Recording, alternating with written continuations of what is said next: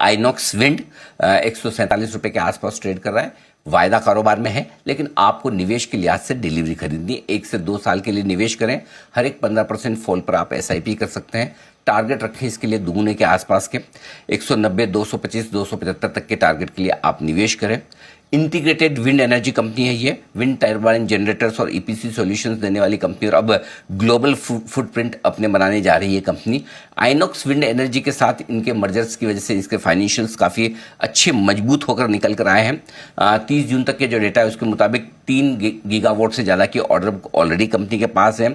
CERC ने एक अभी हाल ही में ताज़ा सर्कुलर निकाला है। उस सर्कुलर की वजह से भी इन कंपनियों के लिए एग्जीक्यूशन और इम्प्रूव करने का स्कोप है। कर्ज घटाने के लिए कंपनी ने 1250 करोड़ का ऑलरेडी राइट्स इशू कर लिया, तो उससे भी कंपनी के पास पैसे आ गए, इक्विटी मजबूत हो गई है।